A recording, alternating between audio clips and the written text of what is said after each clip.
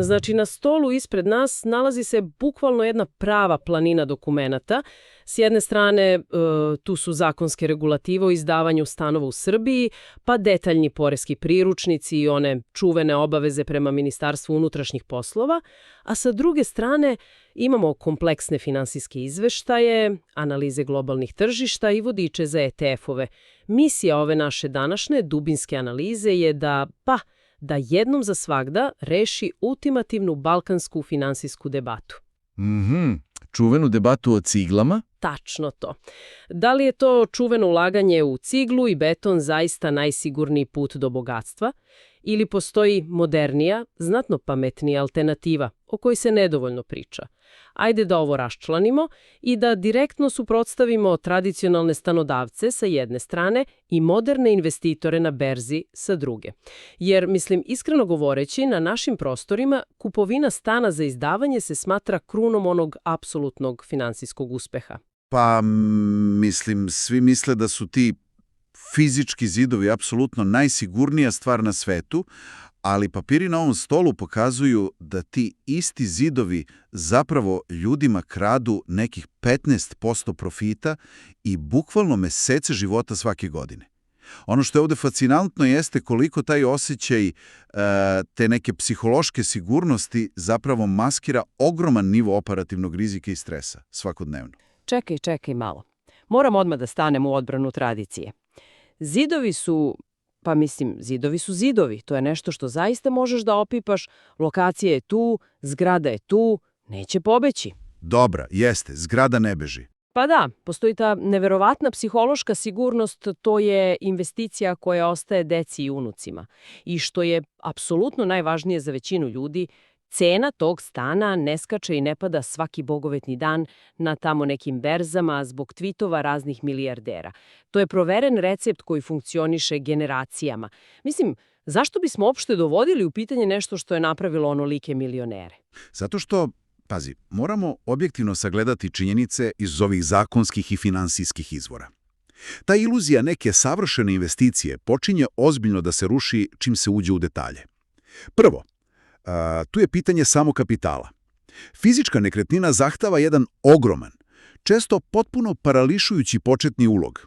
Govorimo o 50, 100 pa i 200.000 evra u startu. Aha, pa dobro, većina ljudi uzme kredit. Uzme kredit, da, ali onda je tu minimum 20% učešća, pa imaš troškove obrade kredita, pa upis hipoteke kod katastra, a tu tek priča počinje. Onda sledi ona mučna birokratija oko provere papira, legalizacije zgrade, pronalaška dobrih majstora za renoviranje, kojih inače i nema. Ali prava noćna mora zapravo nastaje onog trenutka kada nepoznata osoba uđe u taj stan i postane podstanar. Dobro, ali čekaj, svako ko izdaje stan ima nekakav ugovor. Zar to nije, neprobojan pravni oklop? Imamo notare, potpise, sudove, valjda to država garantuje da ne može neko tek tako da uništi imovinu ili da mesecima sedi u tuđem stanu potpuno besplatno. Zvuči logično, ali, nažalost, izvori i pravna praksa pokazuju potpuno drugačiju sliku na terenu. Ugovori na reč, koji su neverovatno, ali i dalje jako česti kod nas, nemaju apsolutno nikakvu pravnu snagu. Ali, pazi sad, čak i pismeni ugovor, ako nije overen kod notara sa jednom posebnom takozvanom klauzulom izvršnosti, ne vredi mnogo kada stvari zaista krenu po zlu. Čekaj, obična overa potpisa kod notara nije dovoljna. Nije dovoljna. Ako se dogodi da stanar prestane da plaća kiriju, promeni bravu i jednostavno odbije da napusti stan, proces iseljenja preko redovnih sudova može trajati mesecima, pa nekada, i godinama. Samo ugovor sa tom specifičnom klauzulom omogućava direktno pokretanje postupka iseljenja kod javnog izvršitelja. Wow, nisam to uopšte znala.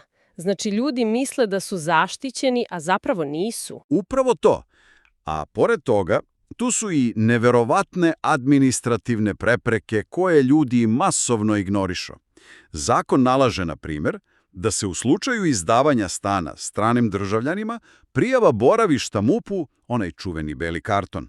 Jao, da, beli karton. Da, on se mora obaviti u roku od samo 24 sata od ulaska stranca u nekretninu. Zamisli taj nivo obaveze i stresa svaki put kada se stanar promeni. Ili kada rentiraš na kratko. Ali postoji još jedna stvar koju ljudi svesno, pa kako da kažem, zaboravljaju u ovim svojim računicama na papiru.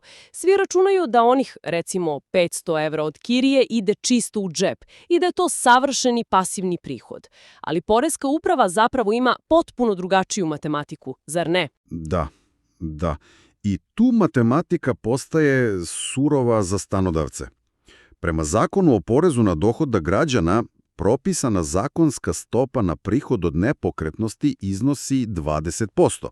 Međutim, da budemo potpuno precizni, Poreska uprava tu priznaje takozvane normirane troškove u fiksnom iznosu od 25% i na to se ne plaća porez. Aha, okej, ajde da to računski raščlanimo da bi publika lakše pratila. Znači, na primjeru te kirije od 500 evra, država prvo oduzme 25%, to jest 125 evra. Tačno.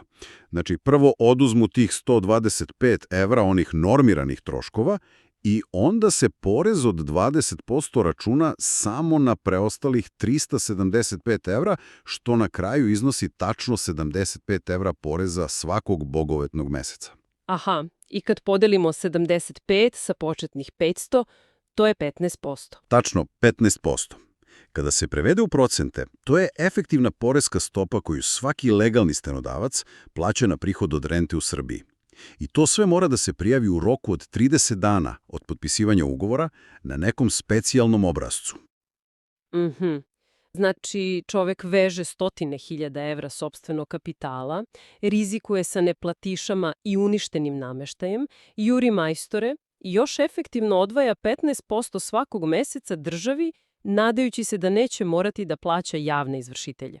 Priznajem, ovo zaista drastično menja perspektivu one savršene investicije. Apsolutno. I tu upravo dolazimo do onog modernog kontrasta koji smo spomenuli na samom početku. Mislim, zašto bi iko pri zdravom razumu prolazio kroz taj pakao dugova, majstora i papirologije kada moderna finansijska tržišta nude radikalno drugačiji put? Danas pazi ovo. Zahvaljujući tehnologiji i platformama poput Trading 212 i sličnih evropskih brokera, za svega 20 evra, i to bukvalno preko mobilnog telefona, svaki investitor može kupiti udeo u stotinama vrhunskih svetskih nekretnina. Samo sa 20 evra? Da, 20 evra. Nema stambenih kredita, nema notara, onih belih kartona, nema problematičnih podstanara. I ono što je krucijalno, postoji potpuna likvidnost. Ako nekom zatreba gotovina, udeo u fondu se na berzi prodaje u jednoj jedinoj sekundi, samo jednim klikom na telefonu. Za razliku od onog fizičkog stana gde prodaje svi znamo može da se otegne mesecima, a uz ogromne agencijske provizije. Mesecima traje prodaja stana, a ovde se kapital oslobađa za sekundu. Moram da priznam, tradicionalni pristup zaista počinje da zvuči kao recept za hroničnu nesanicu. Ali ovde postaje zaista zanimljivo. Znači, ako preko telefona mogu da kupim nekretninu za tih 20 evra, kako ja zapravo zarađujem od nje? Mislim, to mi zvuči pomalo previše apstraktno. Ko tu fizički plaća tu kiriju koja na kraju pređe 1000 kilometara i stigne na moj ekran u obliku prave opipljive uplate? Da bi se razumela ta naizgled magija, mora se duboko ući u sam mehanizam koji se zove REIT. To se obično izgovara kao REIT. Skraćenica znači Real Estate Investment Trust, odnosno poverenički fond za investiranje u nekretnine. Znači, to nisu nekakve virtualne prevare ili kriptovalute. To su masivne stvarne kompanije izlistane na svetskim berzama. Njihov jedini posao i svrha postojanja je da posjeduju, upravljaju i finansiraju prave fizičke nekretnine koje donose ogromne prihode. Aha, okej, ali ne pričamo o garsonjerama u predgrađu, zar ne? Ne, nikako. To je ključna razlika. Kupovinom akcija jednog globalnog REIT ETF-a, dakle indeksnog fonda koji u sebi već sadrži stotine ovakvih kompanija, ti zapravo udružuješ svojih 20 evra sa milijardama dolara miliona drugih investora. Taj gigantski bazen kapitala se onda koristi za kupovinu objekata koji su inače apsolutno nedostupni običnim ljudima. Aha, misliš na udeo u infrastrukturi svetske ekonomije. Daj neki konkretan primjer da publika lakše vizualizuje. Naravno. Uzmimo za primjer industrijske i logističke ritove. Oni posjeduju ogromne distributivne centre, ona gigantska skladišta površine više desetina fudbalskih terena pored glavnih autoputeva. Ko su tu podstanari? Kompanije poput Amazona ili DHL-a. I oni ne potpisuju ugovor sa tobom na godinu dana, već potpisuju komercijalne ugovore na 10 ili 20 godina. Zatim, tu su tehnološki ritovi, bukvalno nekretnine 21. veka. To su oni data centri. Da, data centri. To su visoko obezbeđene tvrđave sa masivnim sistemima za napajanje i hlađenje, gde stoje serveri bez kojih ona veštačka inteligencija, cloud tehnologije i ceo internet prosto ne bi mogli da funkcionišu. Kompanije poput Equinixa iznajmljuju te prostore gigantima poput Googlea i Microsofta. A tu su naravno i zdravstveni ritovi koji posjeduju privatne bolnice i istraživačke centre. To je izuzetno siguran sektor jer globalna populacija nezaustavljivo stari. Ovo je savršena prilika za jednu vrlo svakodnevnu slikovitu analogiju da bismo potpuno razjasnili razliku u stresu o kojoj smo pričali. Hajde da uporedimo dve osobe u 2 sata ujutru. Sa jedne strane imamo našeg ponosnog tradicionalnog stanodavca. Zvoni mu telefon, na vezi panika, podstanar viče jer je pukla glavna vodovodna cev u kupatilu stana, voda curi komšiji ispod u dnevnu sobu. Klasična beogradska noćna mora. Da, bukvalno. I po zakonu to ne spada u tekuće održavanje poput zamene sijalice, već u takozvano investiciono održavanje. To praktično znači da je vlasnik dužan da se probudi, pronađe dežurnog vodoinstalatora usred noći, plati tu hitnu intervenciju, zamenu cevi, a vrlo verovatno i odštetu besnom komšiju ispod. Sav taj trošak i stres idu na njegov teret. Tačno. A sa druge strane imamo našeg REIT investitora. Ista ta noć, isto 2 sata ujutru, ali on mirno spava. Ujutru se budi, skuva kafu, pogleda u onaj svoj telefon i jedino što vidi je notifikacija o uplati dividende na račun. Zašto? Jer onaj vrhunski profesionalni menadžment u Londonu ili Njujorku brine o krovu na tom Amazonovom skladištu, a ne on lično. Ali, postavlja se jedno izuzetno važno pitanje. Otkud tom našem investitoru uz kafu sigurnost da menadžment u Londonu neće prosto zadržati sav taj novac od kirija za sebe i podeliti bonuse? Otkud garancija da će ta dividenda zaista stići do njega? To je jedno od najboljih pitanja koje neko može da postavi. I tu dolazimo do najvažnijeg koncepta naše današnje analize. Zove se pravilo od 90%. Vidi, ono što REITs čini ultimativnom mašinom za pravi pasivni prihod nije nekakva dobra volja tamo nekih direktora u odelima. Ne, to je surova zakonska obaveza. U Americi, gde je ovaj koncept najrazvijeniji, donet je jako specifičan poreski zakon.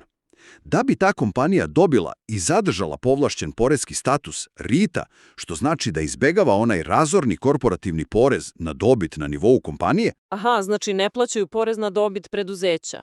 Da, oslobođeni su tog toriza, ali pod jednim uslovom. Zakonski moraju da isplate najmanje 90% svog oporezivog profita akcionarima i to svake jedne godine u obliku dividende. Znači, ceo sistem je bukvalno zakonski dizajniran tako da se gotovina, to jest te sakupljene komercijalne kirije od Amazona, konstantno i ekstremno agresivno istiskuju iz kompanije i slivaju direktno na brokerske račune malih investitora. Istorijski gledano, to donosi fantastičan dividendni prinos od 4 do 6% godišnje, a na to se dodaje i dugoročni kapitalni rast samih zgrada. Čekaj malo, tu moram da te prekinem, jer svako ko danas razmišlja o ulaganju ima jedno logično pitanje u glavi, a to je inflacija. Uvek nas uče da je fizički stan najbolji mogući štit od inflacije na svetu. Kada cene hleba i mleka u prodavnicama podivljaju, stanodavac jednostavno okrene broj telefona podstanara i podigne mu kiriju za 50 ili 100 evra.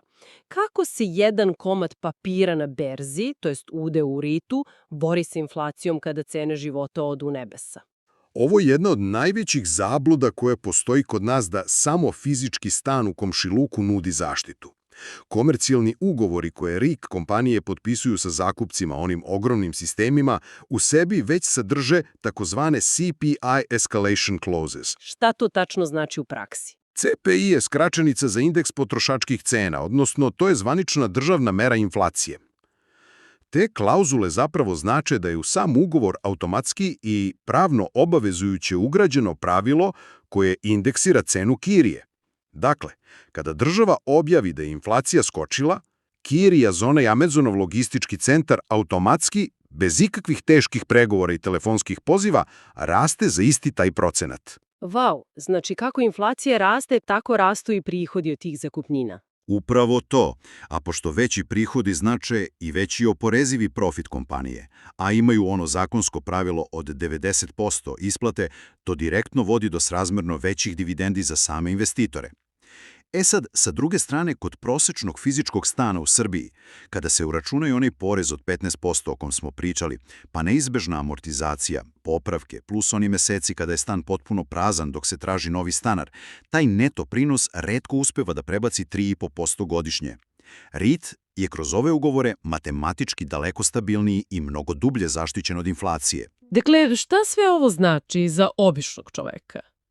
Imamo situaciju gde je 90% profita od najmodernijih svetskih bolnica i data centara po sili zakona prosto leže na naš mobilni telefon. Ali budimo mi ovde potpuno realni na trenutak. Od 20 evra početnog uloga i možda par evra dividende kvartalno ne kupuje se luksuzni automobil, niti se time obezbeđuje mirna penzija za sutra. Šta tačno, onako korak po korak, svaki investitor treba da uradi onog trenutka kada mu ta prva mala dividenda legne na račun? Kako se od tih, da kažem, mikroskopskih iznosa zapravo na kraju stiže do ozbiljne finansijske nezavisnosti? Ovo je možda najpresudniji trenutak u životu svakog ko investira. To je onaj presek gde se bukvalno odvaja kockar koji traži brzu zaradu od pravog, ozbiljnog, dugoročnog investitora. Kada na račun stigne ta prva dividenda, zlatno pravilo broj 1, bez ikakvog izuzetka, glasi nikada se taj prvi novac ne sme podići na bankomat i potrošiti na neku večeru ili, ne znam, na novi telefon. Da, to je nekako instinkt. Ljudi vide besplatan novac i odmah ga potroše. Jeste, ali to je apsolutno najčešća i najskuplja greška. Da bi se izgradilo pravo generacijsko bogatstvo od malih uloga, mora se rigorozno primeniti DRIP strategija. DRIP je zapravo engleska skraćenica koja označava plan za reinvestiranje dividendi. Znači, to je onaj mehanizam gde taj novac prestaje da bude samo tvoja nagrada i zapravo postaje tvoj radnik. Novac bukvalno počinje da stvara novi novac umesto tebe. Ali, čekaj malo, zar mi ne gubimo deo tog novca na neke brokerske provizije svaki put kada iznova kupujemo te akcije od dividende? To je još jedna zaista sjajna stvar za publiku iz Evrope. Zbog onih strogih evropskih regulativa, investitori sa naših prostora pristupaju američkom i svetskom tržištu isključivo kroz takozvane UCITS ETF-ove. Taj UCITS je u suštini pravni okvir Evropske unije, koji pruža ogromnu zaštitu nama, malim investitorima. Ti fondovi su obično registrovani u Irskoj zbog specifičnih poreskih olakšica. I oni nas direktno štite od razornih američkih poreza pod odbitku, onih takozvanih withholding taxes, kao i poreza na nasleđe koji bi nam inače odneli ogroman deo profita. Jasno, to je jako bitno za ljude odavde, ali kako to tačno rešava provizije za DRIP? Pa vidi, unutar tih UCITS fondova postoje dve glavne kategorije. Imaš distributing, to su oni fondovi koji tu dividendu fizički isplaćuju direktno tebi na brokerski račun, i imaš accumulating fondove. Ovi drugi, accumulating fondovi, oni su apsolutno ključ za našu strategiju, zato što oni taj DRIP mehanizam rade potpuno automatski umesto tebe. A kako to tačno fizički funkcioniše tamo negde u pozadini fonda? Pa ovako ide. Menadžeri fonda sakupe sve te silne dividende od stotina različitih REIT kompanija i umesto da ih proslede na stotine hiljada pojedinačnih računa sitnih investitora, oni taj ogroman višemilionski iznos iznesu na otvoreno tržište i odmah ekstremno agresivno kupe još akcija tih istih nekretnina unutar samog fonda. Time direktno i istog trenutka dižu unutrašnju vrednost svake pojedinačne jedinice ETF-a koju ti posjeduješ. Tvoj udeo, dakle, automatski postaje vrdniji, a ti pritom nisi morala da klikneš ni jedno jedino dugme na telefonu, niti si platila i 1 cent transakcione provizije brokeru za tu novu kupovinu. Wow, pa to je bukvalno efekat one ogromne grudve snega na vrhu strme planine. Mislim, kreneš s tom malom grudvom onih početnih 20 evra koje smo spomenuli, pustiš je niz padinu. Ta grudva generiše malu dividendu u obliku recimo novog snega. Ali onda, umjesto da ti lepo otopiš taj novi sneg i popiješ ga, on se automatski zalepi za tvoju grudvu. Odlična analogija, da. I onda u sljedećem kvartalu ne samo da onaj tvoj prvi ulog skuplja novi sneg, nego sada i taj novi sloj, onaj sloj kupljen od prošle dividende, počinje da skuplja svoj sopstveni sneg. Kroz godine i decenija ova apsolutno neumoljiva mehanika složene kamate rađa taj čuveni CAGR, mislim na prosečnu godišnju stopu rasta, koja za razliku od stana nije ravna linija, već eksponencijalna kriva koja u kasnijim godinama bukvalno leti u nebesa. I sve to se dešava potpuno automatski, bez jednog udarca čekićem po nekoj ržavoj cevi, bez ikakvog natezanja sa raznim majstorima ili onih neprijatnih izbacivanja stanara. Znači, suštinski, tako se gradi ono pravo bogatstvo koje menja život cele porodice. Ali, naravno, mi smo ovde da analiziramo celokupnu sliku bez ružičastih naočara i uvek moramo biti maksimalno objektivni prema onima koji slušaju. Nijedna investicija na ovom svetu, pa ni ovakva, nije apsolutno bez svog specifičnog skupa rizika. Nema tu nikakvih garancija o brzom bogaćenju preko noći. Ako ovo povežemo sa nekom širom makroekonomskom slikom, ne sme se zanemariti snaga glavnih igrača. A tu je apsolutno najveći igrač centralna banka, poput američkog Feda ili recimo Evropske centralne banke. Vidi, REIT-ovi su izuzetno, ali izuzetno osetljivi na kretanje osnovnih kamatnih stopa. Hajde da to malo dublje pojasnimo da ljudi razumeju korelaciju. Zašto bi to što predsjednik Feda sutra poveća kamatnu stopu za 0,5%, negde tamo u Vašingtonu, ugrozilo nekog ko u Srbiji posjeduje ude u bolnicama preko svog mobilnog telefona? Razlog leži u dve jako važne stvari. Prvi je cena duga. Kao što smo maločas rekli, REIT kompanije po zakonu isplaćuju onih 90% svog profita, sećaš se. Zbog toga njima prosto ne ostaje mnogo gotovine u sefovima za izgradnju nekih novih modernih objekata. I zato se oni stalno i veoma masovno zadužuju kod onih velikih banaka kako bi kupovali i gradili te nove zgrade. Kada centralne banke, u svojoj borbi protiv visoke inflacije, agresivno podignu kamatne stope, to zaduživanje bukvalno preko noći postaje znatno skuplje za svaki REIT. Veće rate tih kredita onda automatski pritiskaju i smanjuju njihove profitne maržine. To je onaj prvi direktan udarac. Jasno, dug postaje preskup. A šta je drugi razlog te osetljivosti? Drugi razlog je čista konkurencija na finansijskom tržištu. Vidiš, kada su kamatne stope visoke, one sigurne državne obveznice odjednom počnu da nude fiksni, garantovani prinos od, na primjer, 4 ili 5%. Tada oni najveći, takozvani institucionalni investitori, krenu da povlače svoj kapital iz REIT-ova i masovno ga prebacuju u te bezbedne državne papire. Zbog tog masovnog povlačenja novca i panike, cena REIT fonda na berzi tada privremeno, ali vrlo osetno pada. I tada na vestima čuješ kako je berza u crvenom. Aha, ali čekaj malo da razmislim. Ako mi primenjujemo onu DRIP strategiju o kojoj smo pričali i svakog meseca recimo disciplinovano odvajamo deo plate za kupovinu novih udela u našem accumulating ETF-u, kada cena celog fonda padne zbog tog straha od visokih kamatnih stopa, mi zapravo za svojih istih 50 evra dobijamo mnogo veći broj akcija tih nekretnina. Da, tačno tako. Pa to znači da kada na vestima panačno kažu da berza sija crveno i da cene padaju, to je za dugoročnog investitora zapravo samo jedna masovna rasprodaja najkvalitetnijih svetskih zgrada sa ogromnim popustom. Odlično si to primetila, upravo to. Za pametnog, staloženog investitora svaki taj pad cene usled visoke kamatne stope je zapravo fantastična diskontna prilika. Prilika da se akumulira što više udela po nižoj ceni, tik pred neki novi ciklus rasta. Jedna neverovatna promjena perspektive. Zaista. Hajde da na brzinu sumiramo ovo naše putovanje pre nego što završimo. Znači, krenuli smo od onog klasičnog balkanskog sna o sigurnom stanu za izdavanje u nekom predgrađu i dokumenti su nam otkrili da taj san zapravo nosi ogroman skrivani operativni rizik. Od onih noćnih popravak i vodovoda, pa ugovora koji ne štite od bahatih stanara koji neće da se isele, pa sve do efektivnog državnog poreza od 15%. A zatim smo prešli na sofisticirane REIT fondove i otkrili snagu pravila od 90%, te neverovatne zakonske obaveze koje apsolutno garantuje da se sav taj novac od kirija sliva nazad direktno u naše džepove. Naučili smo da za svega 20 evra kupujemo delove ogromnih Amazonovih skladišta i bolnica umjesto onih problematičnih garsonijera. I na kraju, shvatili smo da ona DRIP strategija kroz Accumulating UC ETF-ove potpuno automatski reinvestira te dividende. Stvara onu magiju eksponencijalne složene kamate, na koju smo zaboravili, a pritom je zaštićeno od inflacije, onim komercijalnim klauzulama.